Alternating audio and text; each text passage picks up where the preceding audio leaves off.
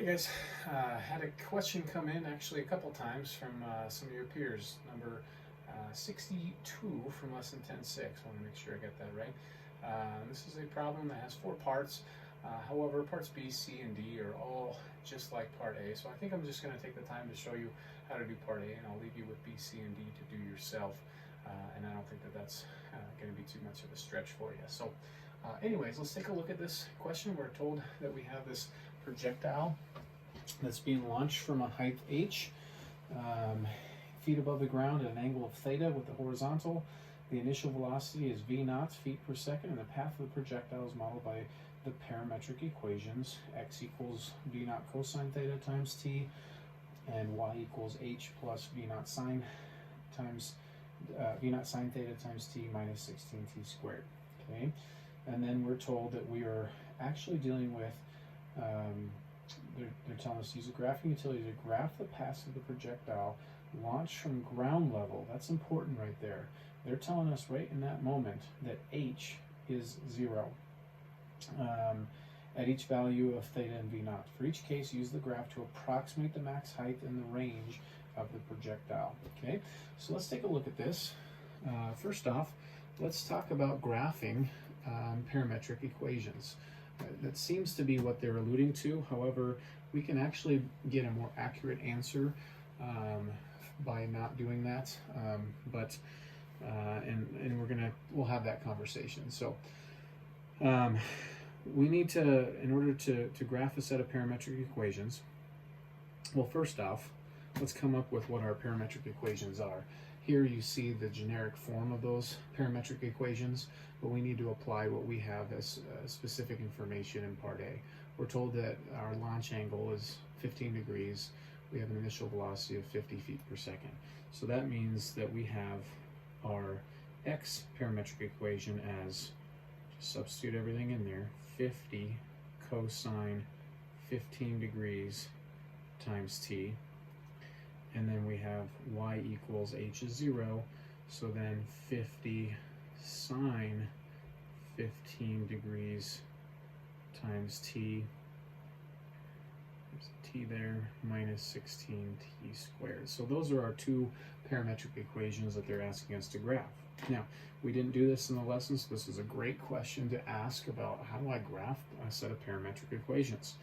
Well, if you were to click on mode or select mode on your calculator, you're going to notice that we have an option here, and I've already done a little fiddling with this myself, but normally your calculator is in function mode right here. But if you were to arrow over, you see parametric, and so we can choose parametric. The other thing you're going to want to choose is, if you're in radian, you want to choose degrees, because we were told 15 degrees. Okay? So I'm going to go to y equals, and you're going to notice y equals looks a little different. It now says x sub 1 of t, y sub 1 of t equals. And so this is where we can enter parametric equations. So we want to enter in 50 cosine 15 degrees t. So 50 cosine 15. And now when I hit the variable button, x comma t comma theta comma n, that's all dependent on what mode we're in. It's going to be x when we're in function mode, because x is most commonly our independent variable. But when we're in parametric mode, our independent variable is now t, the parameter. So that's why you see t is on that button. So I hit that, and now I get t there. Okay, and then I switch, and I'm going to put in my y. So we have 50 sine of 15 degrees times t. So again, hit my variable button, t, and then minus 16t squared. All right, so we need to go ahead and now graph this. Let's go ahead and assume that your zoom is your zoom standard, and you might end up seeing something like this. So we need to do some adjusting on this. So I'm going to go ahead and hit window. Now, Tmin, Tmax, if we're talking about t being a parameter of seconds, which in this case we are, because we're dealing with initial velocity of feet per second, so our parameter t is really in reference to time, that seems pretty ridiculous to say 360 seconds. That's 6 minutes. This projectile is not going to be in the air for 6 minutes, right? So that seems really high. Let's just, let's even say 10 seconds. and then t-step, so what's our increment? Is there, how frequently do we want to gather data? We want to gather data a lot faster than just every 7.5 seconds, so let's just do 0.1 or something. Okay, so xmin. So what is our minimum x distance? Well, x is talking about the distance that this projectile is away from where it's launched horizontally. I don't need negative for that, 0. And then this is where it's hard. At this moment, you probably would struggle with, well, I don't know how far this object's going to go away from me, so I don't know, try 100. We might adjust this here in a moment. X scale, well, if I'm going from 0 to 100, I don't want to go by ones because then I'm going to see 100 little tick marks. Let's go by tens. Y's. Well, y is, again, how high this object is from the ground. Well, it's not going to go into the ground 10 feet, so we don't need negatives. 0 to, again, I don't know exactly how high, let's say 50. It is what's going into my mind here is this is a pretty small launch angle, 15 degrees, so it's not going to get terribly high. And then go by ones, no, let's go by fives, and hit graph. Okay, so we're starting to see what looks like a projectile, right? As we look at this graph, I see a parabola, and this helps us adjust our window even more.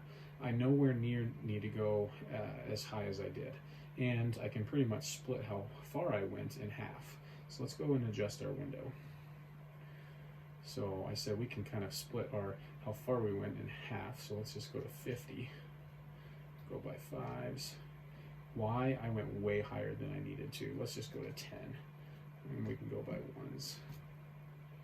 Okay, so there I'm seeing my graph as these set of parametric equations. Okay, now they do say approximate the maximum height and the range of the projectile, and I might be missing some things at the pre-calculus level that you can do on your calculator to get more accurate, but if I just simply trace, if I want to know the maximum height, well, it's going to be somewhere around there, but who's to say that that little cursor snapped onto the maximum? And if I went to calc, where in function mode we do have maximum, if I hit second trace, I just see some values, and I also see some derivatives. That's not that most helpful for us right now at a pre-calculus level. Okay, so I'm going to go back to my graph. Trace seems to be how I can get most accurate. According to this, my approximate maximum height appears to be approximately 2.616, and then units, what are we dealing with? Distance, feet. Okay, but again, it looks pretty close, but who's to say that's right at the top of this parabola? I don't know that I'm super comfortable saying that. And then the max range, okay, it snapped right there. This is getting pretty close because the max range is how far it's going to travel, so basically when y gets back to 0, right? And so that looks to be approximately 38.63 feet. 6'4" would be a better rounding. Okay, so I want to mention these, and I think this could be where they want you to go, but I also want to say we can be more accurate this, and I know the directions say approximate, but I do want to have this deeper conversation with you because I think it's helpful. Okay, so how would we go about this more algebraically? Well, if I want to know, I mean, again, this is a parabola. This behaves just like any other parabola. Okay, so it's symmetric. Okay, and that's an important thing for you to realize. We're assuming that we're not dealing with factors of wind and things like that. But so that being said, we know that there's a vertical axis for the parabola right around here. Okay, so and that ends up being halfway between this distance. So if I want to find the maximum height, I need to figure out at what time does it reach the maximum. Well, the time that it's going to reach the maximum is going to be half the time that it takes to travel completely. All right, so then that makes us think, okay, well, what's that total time that it travels completely? Well, to find that, I need to know when does this reach the ground? Because when this reaches the ground is right here. And then that time, since it starts at time t equals 0, I just cut that time in half, and that will give me the time when I'm halfway in this path, which will be the time where it reaches the max, and then I can substitute that in to figure out what that maximum height is. Okay, and then for the range, once I know this time, that's just plugging in that time into the x equation, because again, x is telling us how far this object is away from us. So how can I start this? Well, I would encourage you to start each of these with saying 0 in the place of y. So 0 equals 50 sine 15 degrees t minus 16t squared. Okay, from this, we can factor a t out, and you get 0 equals t times 50 sine 15 degrees minus 16t. And so this is where, with that zero product property, we learn t equals 0. Yeah, I'm at a height, that's what y represents. I'm at a height of 0 when t equals 0, no duh, right? This object is launched from the ground, so no time elapsed, it's still on the ground, right? Well, then I need to set this equal to 0 to solve for my other one. So that would be where 16t equals 50 sine 15 degrees, right? If I set this equal to 0, I could bring that 16 over, then I just simply divide, and I get t equals exactly 50 sine of 15 divided by 16. I'm going to be forced to round that, so let's quit out of there. We need to do 50 sine of 15. Again, I'm in degree mode, so this is good. I'm going to take that, divide by 16, and I learned that, all right, about 8/10 of a second later is when this hits the ground. Okay, so we've got two questions. If I want to know the maximum height is going to occur halfway along this path. So our maximum height, if I take this value right here and I divide by 2, okay, so max height is going to occur at 0.4044 seconds. That's what I want to substitute into our y equation to figure out what is that maximum height. So I'm going to plug this in. So t divided by 2 is 0.4044-ish. Okay, and I'm going to substitute that into my y equation. So 50 sine 15 degrees, that times the 0.4044 minus 16 times the 0.4044 all squared. Okay, and let's see what we get there for y. Okay, so 50 sine 15, and I want to do times this answer right here, minus 16 parentheses that answer squared, and I get 2.61669, or approximately 2.6, let's go to just two decimal places, 2 feet. Not bad from where I started off of the snap from my parametric equations graph. Not bad. Okay, we would have rounded at the same spot for the hundredths place. Okay, so to find this, that was the max height. Let's find the range of the projectile. So how far does this go? Well, that's my x equation at the full amount of time.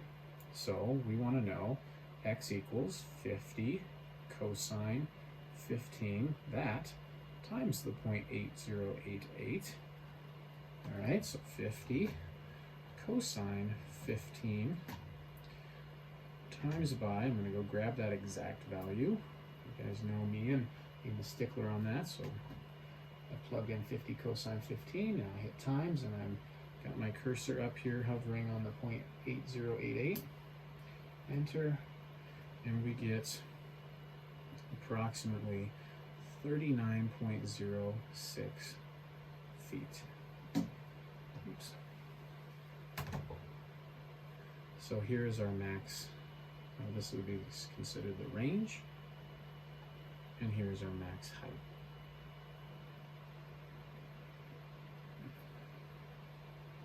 All right, so that's a way that we can be a little more accurate. I'm kind of torn. I'll admit that the problem says approximate using the graph, and so more than likely I'll be a little bit more flexible about either one of these answers right here. But I mean, one of the beautiful things of mathematics is to try to be able to be as accurate as possible, and these would be the accurate max height and range of that projectile to 2 decimal places. Okay, So anyways, I challenge you even to go to this extra step, but I do want you to know how to graph in parametric mode, and so hopefully that helps. Once again, thanks for asking the question. One of you asked this morning, one of you asked this afternoon, so this was clearly a question that you guys had, and if two of you asked, I'm sure many more had the same thought, or will have the same thought when they get to that question. So thanks again for asking. Hope you guys are doing well. We'll catch you later.